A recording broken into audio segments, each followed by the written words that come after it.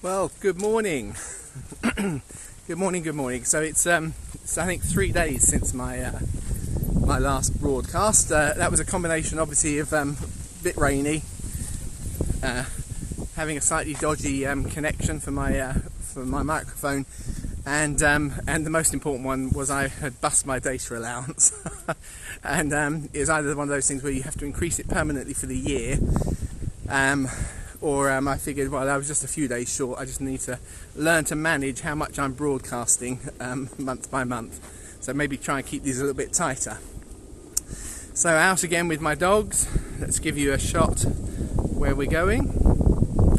Here we are. So I was thinking this morning,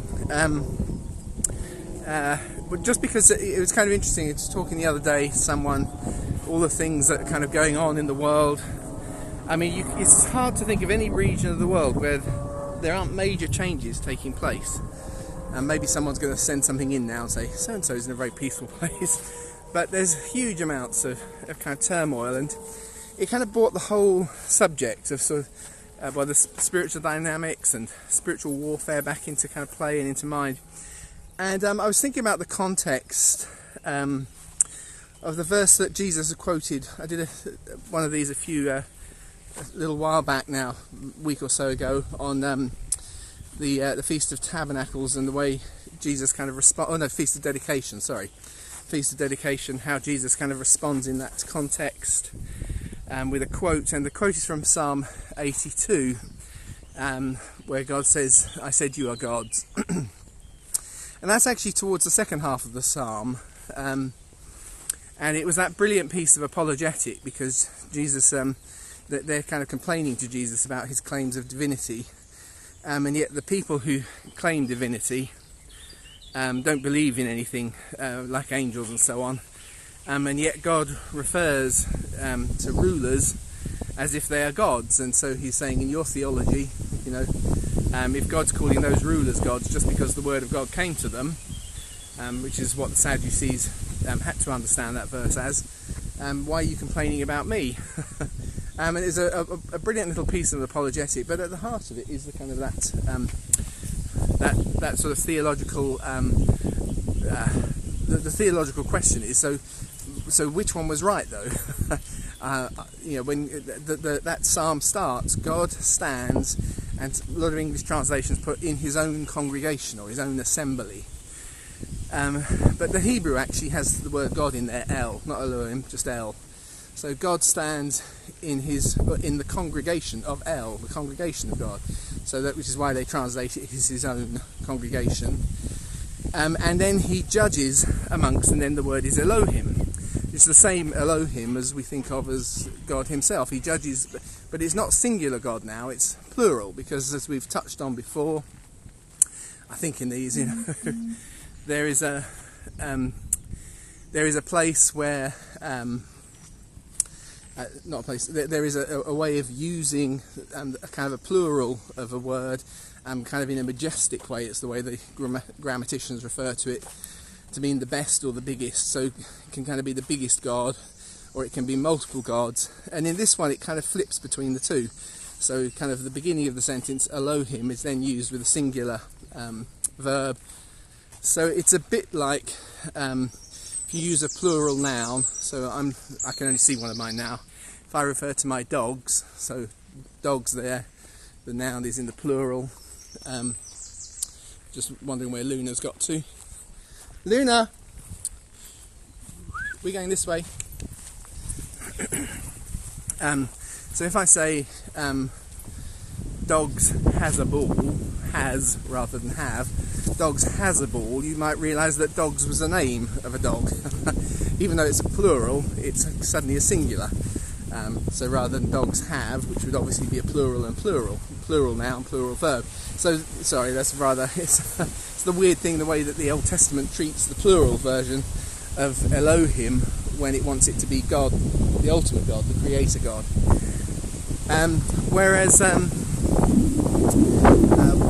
So the psalm starts that way. So God stands in his own congregation and he judges the gods, plural. And it's a key verse, if you like, within the kind of the whole realm and thinking of spiritual warfare. And it's one of those subjects that's often a bit controversial. And I think if it's controversial, it's probably just because of lack of wisdom sometimes in the way it's applied and the way it's kind of way people get involved in things.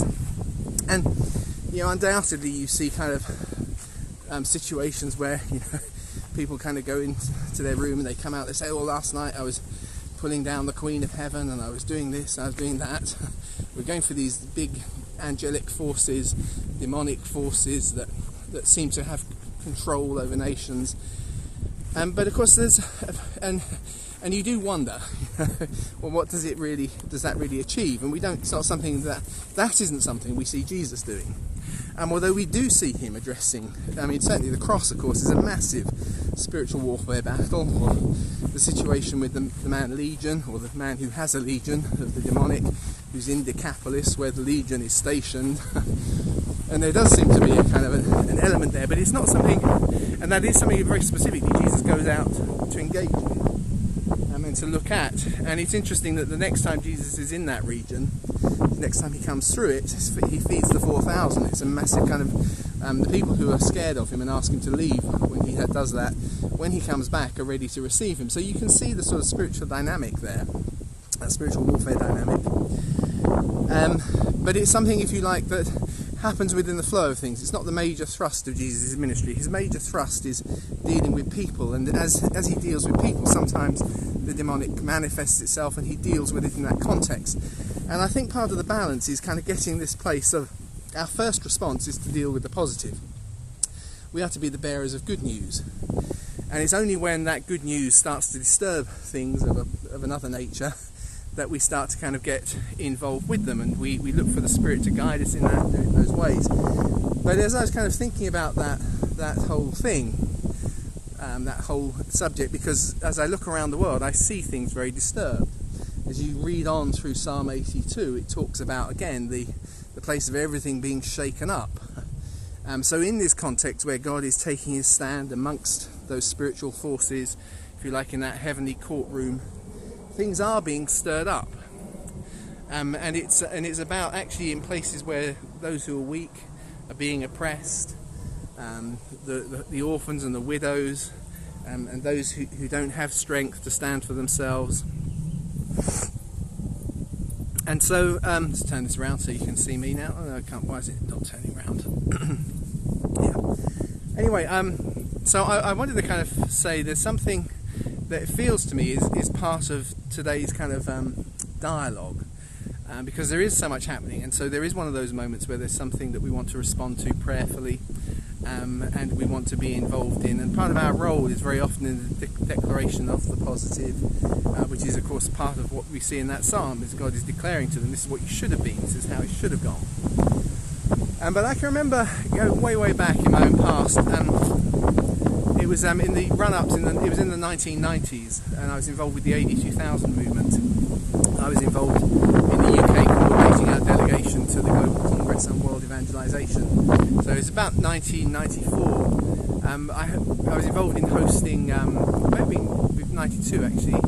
92 was the first one, but the dates I lose now.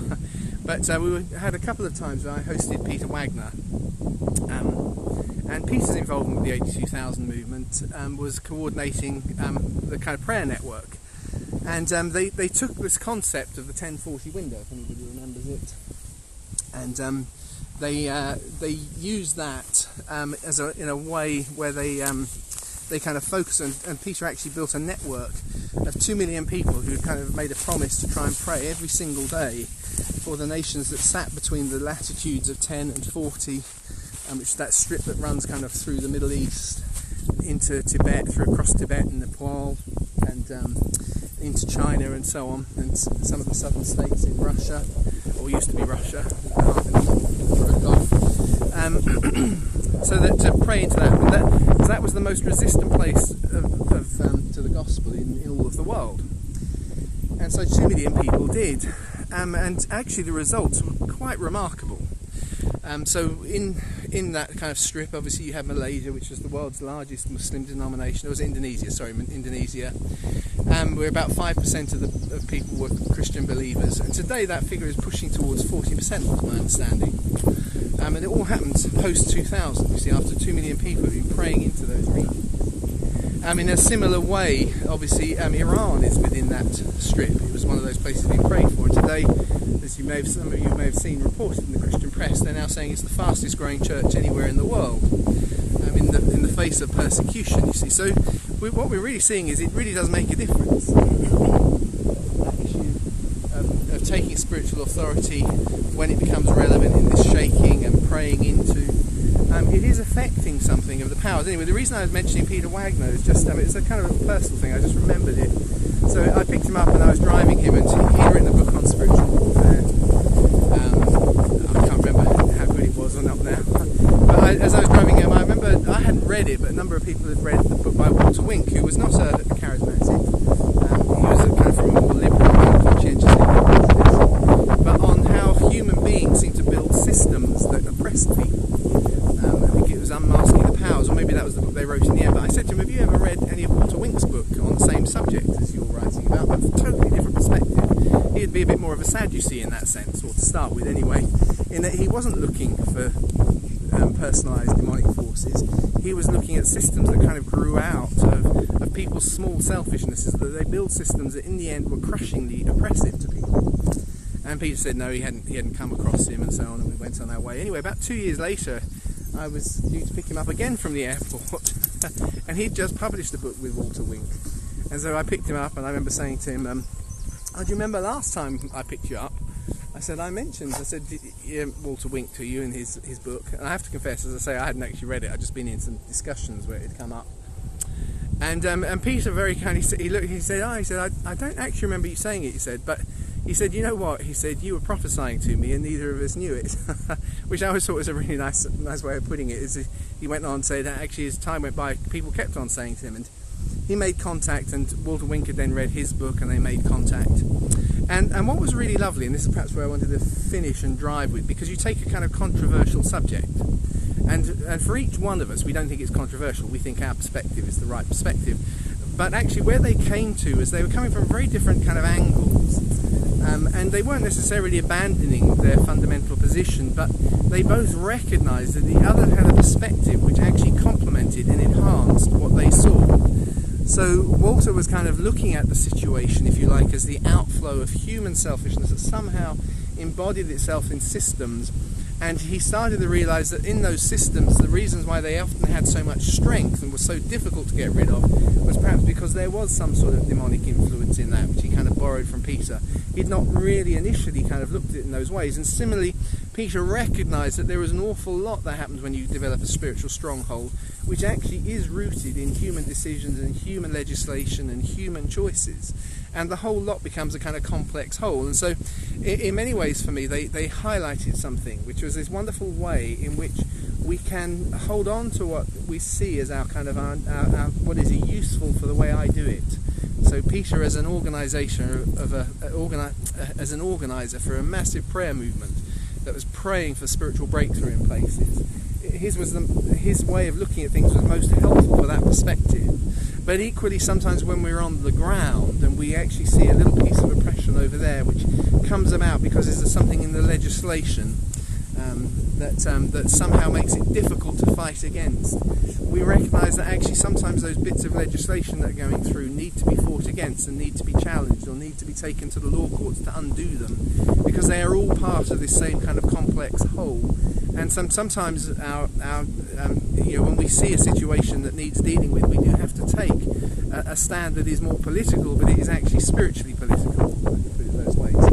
So anyway, that was just my thoughts as we kind of went into today. So I've been thinking about, there are so many situations around the world where it feels to me we need that kind of a wisdom.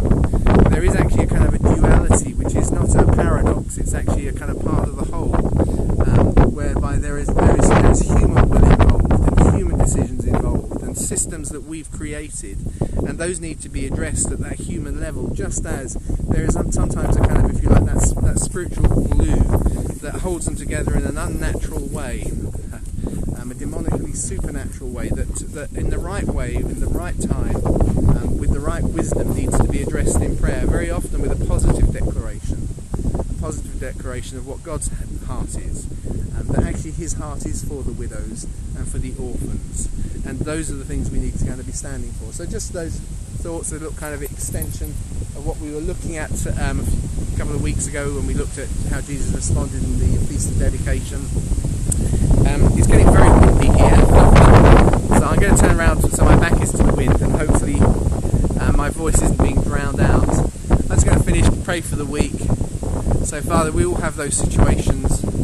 They happen in schools, they happen in workplaces, they happen in colleges, universities, they happen in all sorts of different places where we see somehow the system is not good for people. It feels demonic. But also, Lord, there are those times where we need to recognise that our battle is not with flesh and blood, but is against those principalities and powers.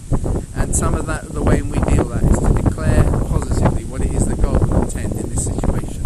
So Jesus, give us both the wisdom and the strength and the courage to address what we need to address, to make this world more like heaven on earth, in Jesus' name. Amen. Amen. So, hope to see you tomorrow. Oh, and also hope to see some of you in London. If you've not booked yet, please book for the Heart and the Tabernacle event. So we've got about a quarter of people booked in now, but obviously I'd like to have 100% of our capacity. So anyway, if you could do that, that'd be great. I'll give you a final shot. If I turn this around, there we go. There's one dog, and the other is over there digging something up. Oh, here she comes. Hi there, Banjo. Do you want to say goodbye? You going to say goodbye?